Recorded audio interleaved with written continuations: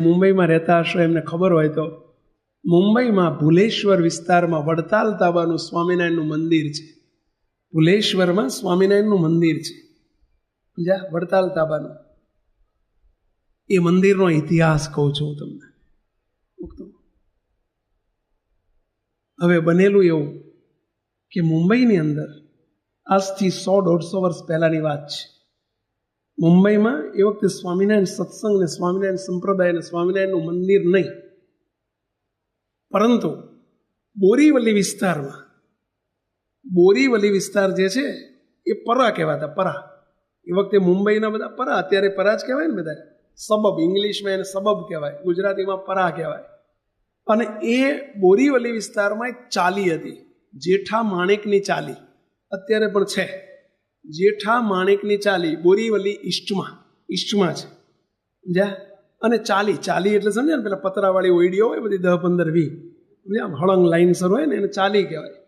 અને એવી ચાલી હતી, જેઠા માણેકની ચાલી. અને એમાં એક નાનકડો પરિવાર, 2 માણસનો કુટુંબ, એક કપલ એ ચાલીમાં રહેતું. એક વખત 14મી જાન્યુઆરીનો દિવસ હતો. 14મી જાન્યુઆરી એટલે ઉત્તરાયણનો દિવસ હતો. અને સ્વામિનારાયણ ભગવાનના 5 સાધુ, એક મોટેરા સાધુ, ઉંમરલાયક 60-70 વર્ષની ઉંમર, બીજા જુવાનિયા એમના સાધુ, 5 સાધુ ઉત્તરાયણના દિવસે સવારમાં 9-9:30 વાગ્યાનો સમય, અને ઘરના આંગણામાં આવીને ઉભા રહ્યા. એમના હાથમાં જોડી હતી, અને જોડી પોળી કરીને ઉભા રહ્યા અને બૂમ પાડી, સ્વામિનારાયણ હરે સચિદાનંદ પ્રભો. શું બૂમ પાડીને કહ્યું? સ્વામિનારાયણ હરે સચિદાનંદ પ્રભો. સંતો ઉભા રહ્યા, પરંતુ ઘરમાંથી કોઈ બહાર નીકળ્યું નહીં. સંતોએ બીજી વખત તેલ નાખી, સ્વામિનારાયણ હરે સચિદાનંદ પ્રભો. પણ ઘરનું બાયણું ઉઘાડું હતું, પણ ઘરમાંથી કોઈ બહાર નીકળ્યું નહીં. સંતો ત્યાંથી રવાના થવાની તૈયારી કરે, જવાની તૈયારી કરે છે. અને એ જ મિનિટે એક ભાઈ સાયકલ લઈને એક ભાઈ ઘરના આંગણામાં આવીને ઉભા રહે છે, જે ઘરના માલિક હતા. અને ઘરના આંગણામાં સાયકલ સ્ટેન્ડ ઉપર પાર્ક કરી અને કહ્યું, સંતો પધારો પધારો. સંતો ક્યાંથી આવો છો? કયા સંપ્રદાયના કોના સાધુ છો? અને કેમ પધાર્યા છો? એકદમ સંતોના ચરણ સ્પર્શ કર્યા, પગમાં પડ્યા પેલા ભાઈ. સંતોએ કહ્યું, ભાઈ આપ કોણ છો? આ મકાન મારું છે, મારું નામ કરમશીભાઈ છે. કરમશી. શું નામ કીધું?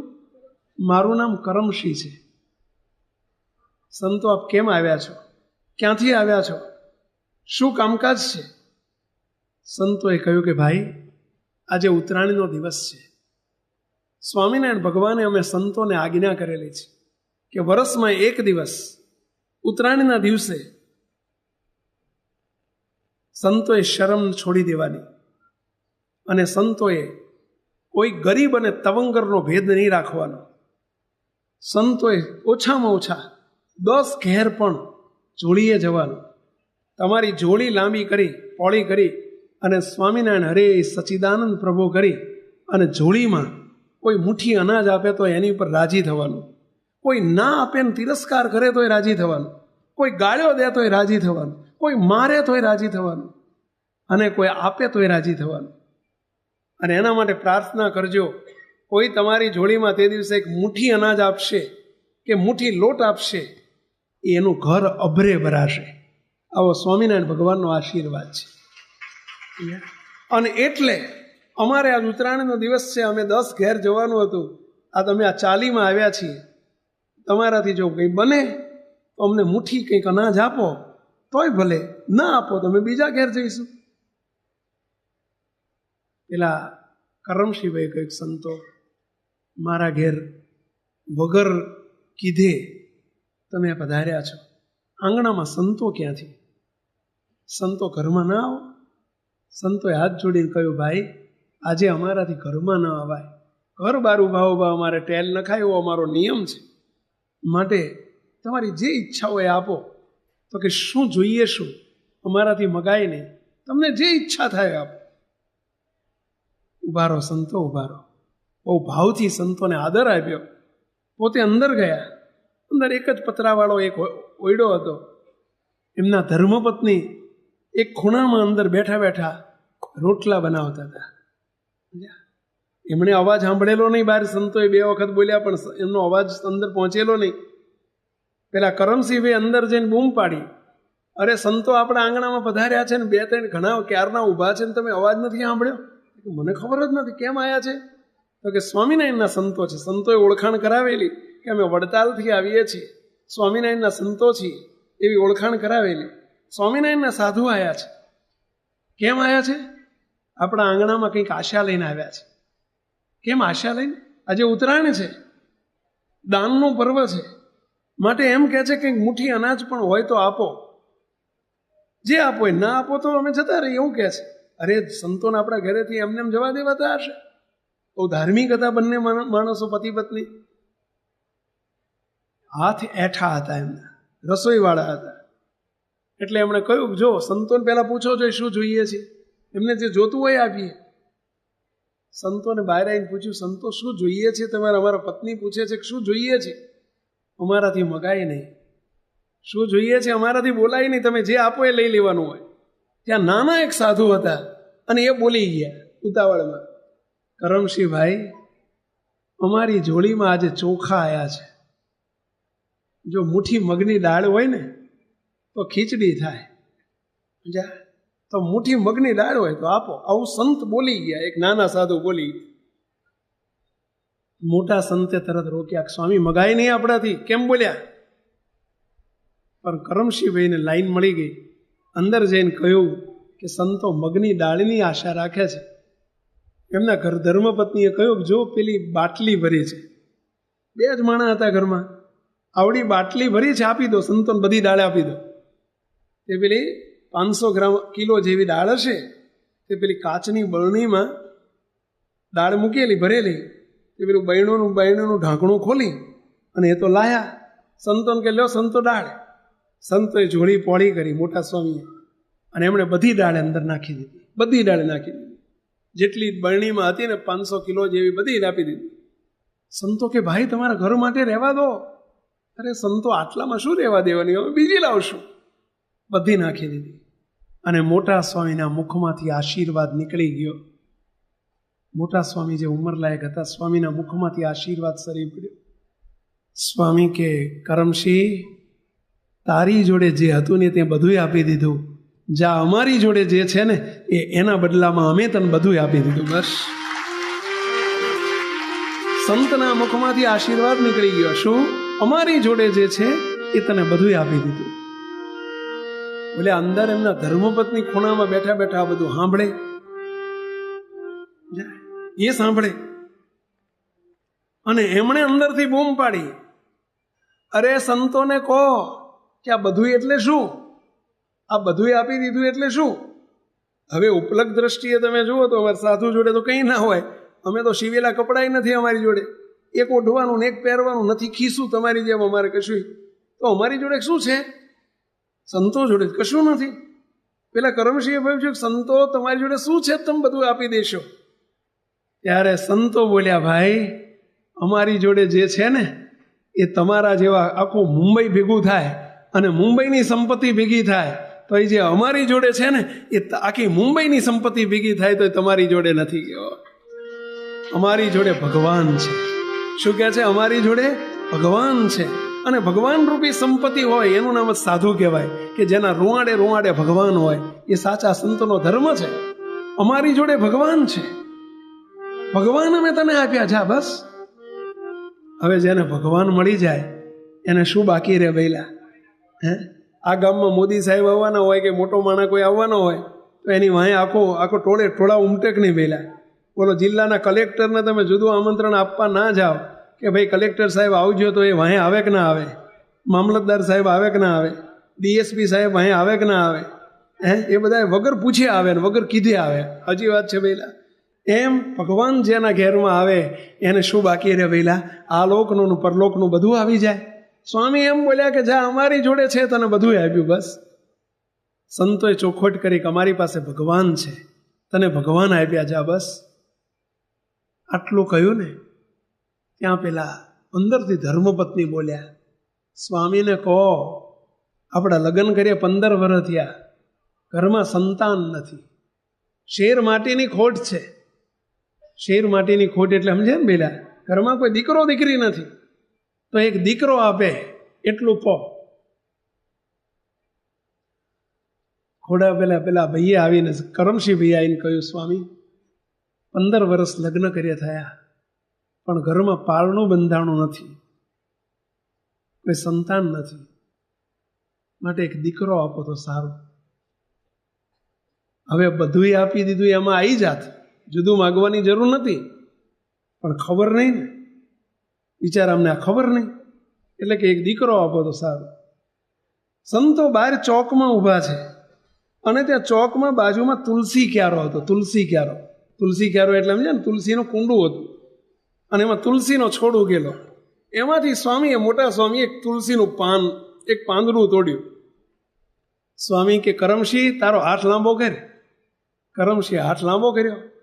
કરમસિંહ બેના હાથમાં પેલું પાંદડું મૂકી દીધું, તુલસીનું પાન મૂકી દીધું, અને સ્વામીએ મુઠ્ઠી વળાવી દીધી. કરમસિંહ, આ તુલસીનું પાન નથી, તારા ઘેર ભગવાનનો ઘેરથી આવેલો એક મોટો દીકરો મુક્ત પ્રગટ થશે. તારા ઘેર એક મુક્ત પ્રગટ થશે, એક દીકરો આવશે, અને એનું નામ તુલસી પાડજો. નામે આપી દીધું. બોલો શું નામ પાડજો કીધું? એનું નામ તુલસી પાડજો. મોટા સ્વામીના મુખમાંથી આશીર્વાદ નીકળી ગયો. હવે સંતો તો ત્યાંથી પસાર થઈ ગયા. અમને વિશ્વાસ હતો કે સૂર્ય ફરે, ચંદ્ર ફરે, પણ મોટા સંતના મુખમાંથી નીકળેલા આશીર્વાદ ન ફરે. અને મોટા સ્વામી બોલી ગયા, જા તારા ઘેર એક તુલસી નામનો દીકરો આવશે.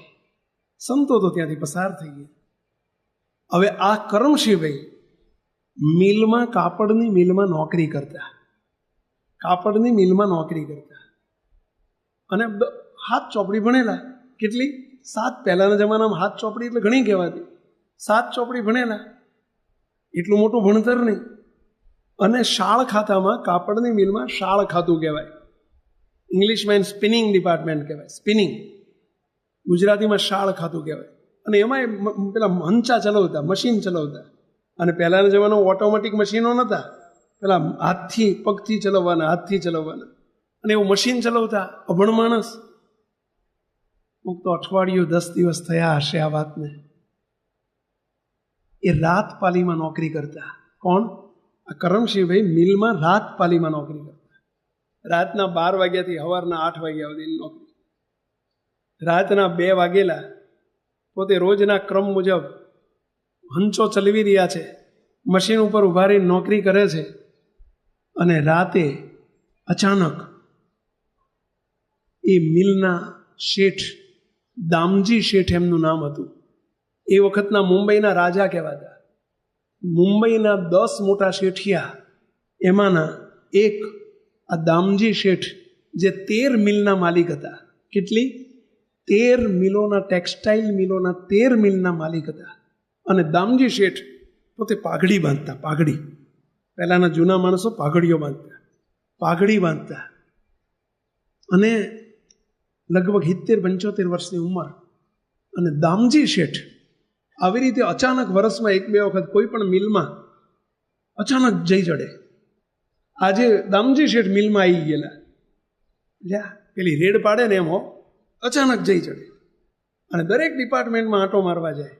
એમાં શાળ ખાતામાં આવીને પેલા કરમસિંહભાઈ પોતે હંચો ચલવે, મશીન ચલવે, એમની વાહે આવીને ઊભા રહીએ. એને ખબર નથી કે વાહે શેઠ ઊભા છો. એને શેઠને જોયેલા નહીં, કારણ કે આવા તો હજારો માણસો મિલમાં હતા. શેઠને મળ્યા ના હોય, શેઠને જોયા ના હોય, પણ શેઠનો મોટો ફોટો જોયેલો મિલમાં. દરવાજામાં મોટો ફોટો હતો શેઠનો, પાઘડીવાળો, એ જોયેલો. હવે તો નીચું ખાલી નહીં તો મશીનનું કામ કરે. દામજી શેઠ પાછળ ઊભેલા, એમણે એનું કામ જોયું. દામજી શેઠ માણસ પારખો હતા. માણસ પારખું એટલે એમ છે ને, માણસને તરત પારખી લે. અને દામજી શેઠે ખભે હાથ મૂક્યો. ભાઈ તારું નામ શું? એટલે આમ જોયું, લાગ્યું કાં તો શેઠ છે. શેઠ તમે?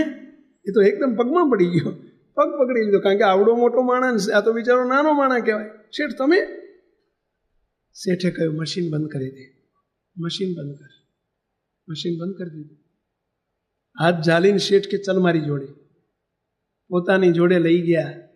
પોતાની ઓફિસ હતી શેઠની. શેઠની ઓફિસમાં સામે ખુરશીમાં બેસ કે તારું નામ શું? શેઠ મારું નામ કરમ છે. આ તો ધ્રુજે, આ તો બિચારો ધ્રુજે. કેમ ધ્રુજે? કંઈક વાંક આવ્યો હશે, સારું મને કાઢી ના મૂકે, નહીતર મારી આજીવિકાનું શું થશે? અને બિચારો બી ગયેલો બિચારો. શેઠ મને પકડીને લાયા અહીંયા. શેઠ કે ભાઈ ગભરાઈશ નહીં, બેસ તું, મારે તારું કામ છે. પણ શેઠ મારે તમારી સામે ના બેહાય ખુરશીમાં, કહો તમારી સામે ખુરશીમાં ના બેહાય. હું તો ગરીબ માણસ છું, તમારો નાનો માણસ કહેવો, તમે તો મોટા શેઠ કહેવાય. શેઠ કે બેસ બેસ, શાંતિથી બેસ, હું કહું એમ સાંભળ. પરાણે બેહાડ્યા શેઠે. કરમસિંહ, તારા ઘરમાં પરિવારમાં સભ્યો કેટલા છે? તો કે અમે 2 સભ્યો છીએ. ઠીક. કરમસિંહ, મેં તારું કામ જોયું, તું કામમાં એકો છો. આ શબ્દ વાપર્યા. શું કહે છે? કામમાં તું એકો છો, એટલે કે પાવરધો છો. કરમસિંહ, આ તારા ડિપાર્ટમેન્ટમાં, તારા વિભાગમાં 1200 માણસ છે. તારા જેવા 1200 માણસ કામ કરે છે. તારી પાળીમાં 3 પાળીના થઈને 3600 માણસ છે. તારા એક જ ડિપાર્ટમેન્ટમાં. તારા ડિપાર્ટમેન્ટના મેનેજર હમણાં નિવૃત્તિ લીધી છે. આવતીકાલથી તું તારા ડિપાર્ટમેન્ટનો મેનેજર. શું કહે છે? આવતીકાલથી તું તારા ડિપાર્ટમેન્ટનો મેનેજર. મેં તારું કામ જોયું છે, તું મેનેજરને લાયક છો.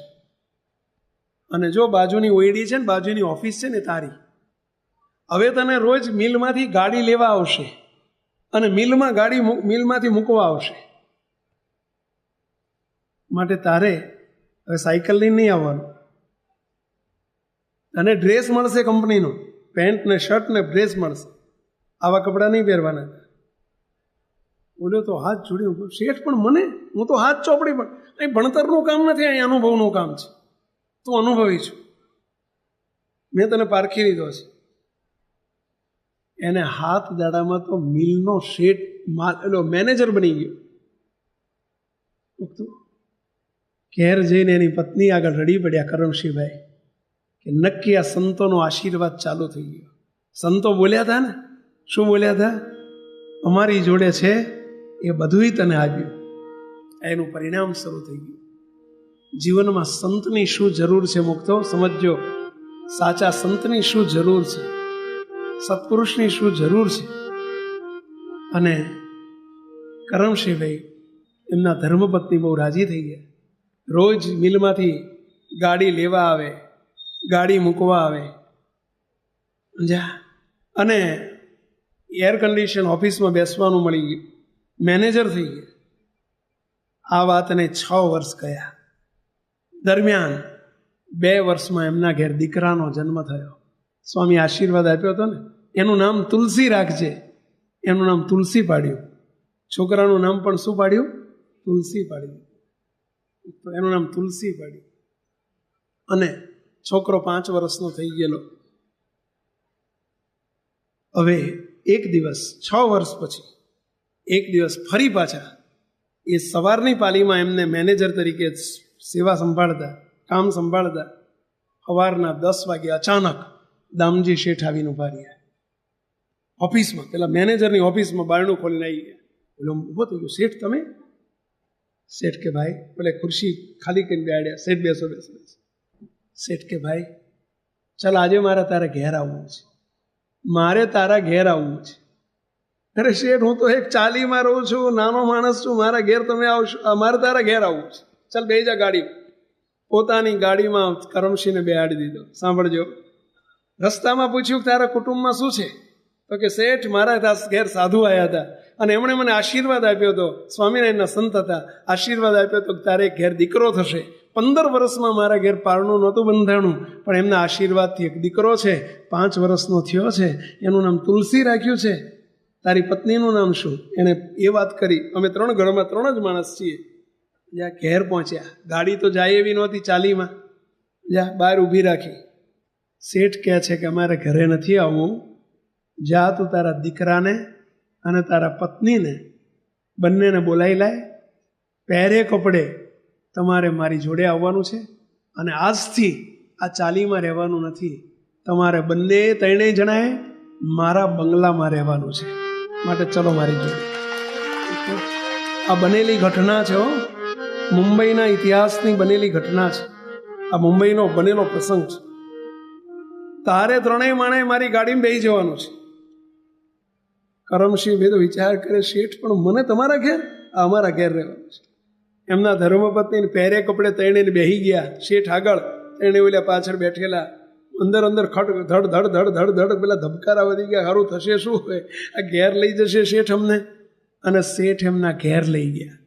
શેઠનો પાર્લા વિસ્તારની અંદર બહુ મોટો આલિશાન 5 એકરમાં મોટો બંગલો, 5 એકર જમીનમાં મોટો આલિશાન બંગલો. કારણ કે મોટા શેઠ હતા, નગર શેઠ જેવા મોટા 13-14 માલિક મિલના, પેલી મિલોના માલિક.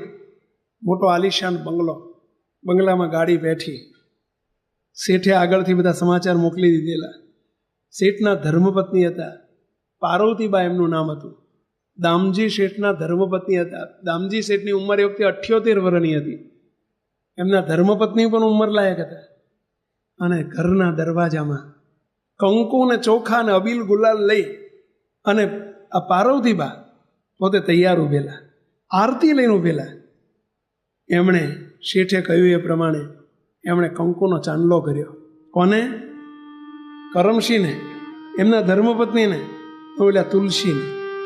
ચોખા ચોડ્યા, આરતી કરવા માંડી. બોલ્યા કે બસ શેઠ તમારાથી અમારે આરતી ન થાય, તું અંદર હેડ, અંદર હેડ. બેટા અંદર લઈ જઈને બેહાડીને કહ્યું, જો સાંભળ કરમસિંહ, અમારે એકે દીકરો નથી, અમારે એકે દીકરો નથી, વારસદાર નથી. પાછા મેં તારા નામનું વિલ બનાવી નાખ્યું છે. આજથી મારો તું વારસદાર છું. હવે તારા નામની પાછળ કરમસિંહ દામજી શેઠ લખાશે. શું લખાશે? કરમસિંહ દામજી શેઠ લખાશે. આજથી તું આ બંગલાનો માલિક તું છું અને 13 મિલનો માલિક પણ તું છું. આજથી બધું તારું છે. અને લે આ વિલની ફાઇલ બતાવી કે અમે બંને તારું વિલ કરી નાખ્યું છે. મુંબઈના ઇતિહાસમાં કરમસિંહ દામજી શેઠનું નામ લખાયેલું છે. અને કરમસિંહ દામજી શેઠ બીજા કોઈ નહીં, આ જેણે 1 શેર 1.5 શેર 2 શેર મગની દાળ સંતોને આપી હતી ને, એ ચાલીમાં રહેનારા, જેઠા માણેકની ચાલીમાં રહેનારા આ કરમસિંહ દામજી શેઠ 13 મિલોના માલિક થયા. દામજી શેઠે આખો વારસો આપી દીધો. બીજે જ વર્ષે દામજી શેઠ, એમને 12 મહિના સુધી શરીર સારું હતું, બધી મિલોમાં જઈને બધી ઓળખાણ કરાવી નાખી, બધો ધંધો શીખવાડી દીધો, કરોડોનો વ્યવહાર શીખવાડી દીધો. અને 2 વર્ષમાં દામજી શેઠ આલોકમાંથી ધામમાં ગયા. એમના ધર્મપત્ની બીજે વર્ષે ધામમાં ગયા. ક્યાં હતા, ક્યાં પહોંચાડ્યા? રંકમાંથી રાજા કરી દીધા. હવે દીકરો 8-10 વર્ષનો થયેલો. બંને માણસોએ વિચાર કર્યો, દામજી શેઠ ધામમાં ગયા, એમના ધર્મપત્ની પણ ભગવાનના ધામમાં ગયા. કરમસિંહ શેઠને એમના ધર્મપત્નીએ વિચાર કર્યો કે આપણે જેના પ્રતાપે સુખી છીએ, આપણે સંતોને મળવું છે, એમને આપણે ગુરુ કરવા છે. વડતાલ જાય છે અને વડતાલમાં જઈને તપાસ કરી કે ભાઈ એ ગયડા સાધુ આવ્યા હતા 5 સંતોને લઈને, આજથી 7-8 10 12 વર્ષ પહેલા. તો એ સાધુ કોણ? તપાસ કરતા ખબર પડી કે સંતો ધામમાં જતા રહ્યા છે. એ વખતના વડતાલના આચાર્ય હતા શ્રીપતિ પ્રસાદજી મહારાજ. એમની પાસે વર્તમાન ધરાવ્યા અને એમણે શેઠે રજૂઆત કરી. કરમસિંહ શેઠે કંઠીમાંથી સ્વામિનારાયણ ભગવાનની વર્તમાન ધરાવ્યા અને કહ્યું, જેના પ્રતાપે આજે હું કરોડપતિ ને અબજોપતિ છું, એ સ્વામિનારાયણ ભગવાનનું મારે મુંબઈમાં મંદિર કરવું છે, તમે મને રજા આપો. અને અત્યારે જે મંદિર છે, જૂનું મંદિર, જે ભુલેશ્વરમાં જગ્યા લીધી મોટી, અને એ જગ્યામાં પોતાના સ્વખર્ચે આખું મંદિર કરાવ્યું. એક પણ આવડી નાની તકતી લગાવી નથી હો, એક નાની નેમ પ્લેટ લગાવી નથી કે કોના તરફથી આ મંદિર છે. 1 રૂપિયો કોઈની પાસેથી ડોનેશન લીધું નથી. આખા મંદિરનું ડોનેશન પોતાએ કર્યું. કોઈએ પૂછ્યું કે શેઠ તમારી તકતી તો લગાવો, ત્યારે એમ કહે છે, જેણે મને આટલું બધું આપ્યું છે એની તકતી મારા બંગલાના ઝાંપામાં નથી, મારી મિલના ઝાંપામાં નથી. તો એમને આપેલામાંથી હું થોડીક પ્રસાદી આપું છું પાછી, અને એમાં તકતી શાની, એમાં તકતી શાની. તો કેવું છે ભગવાનને, ભગવાનના સંત જો અંતરથી રાજી થઈ જાય તો શું ન આપે. મુક્તો આ દિવ્ય પુરુષ અમે જોયું છે. મુક્તો કંઈક ને આવા રંકમાંથી રાજા કરેલા છે એમણે, કંઈક ને રાજા કર્યા છે. એટલું જ નહીં, આ લોકની વસ્તુ તો આપે, પરંતુ મુક્તો એનો છેલ્લો જન્મ કરીને એવા આશીર્વાદ આપે કે તારા અનંત જન્મના ફેરા ટાળી અને તને અક્ષરધામમાં સ્વામિનારાયણ ભગવાન સાથે અમે તેડવા આવશું. મુક્તો આ આશીર્વાદ બહુ મોટા છે. ત્યારે એવા ભગવાન મળે, ભગવાનના મળેલા સંત મળે, મોટા પુરુષ મળે, તો આ લોક અને પરલોકમાં આપણું દારિદ્ર કાપી નાખે. મહાપ્રભુના ચરણોમાં આપણે પ્રાર્થના કરવી છે. બસ હે મહારાજ, હે બાપા, હે બાપજી, ટાણું આવે હે મહારાજ તમે સંભાળી લેજો, એવી મહાપ્રભુના ચરણોમાં પ્રાર્થના સાથે સર્વે મુક્તોને જય સ્વામી.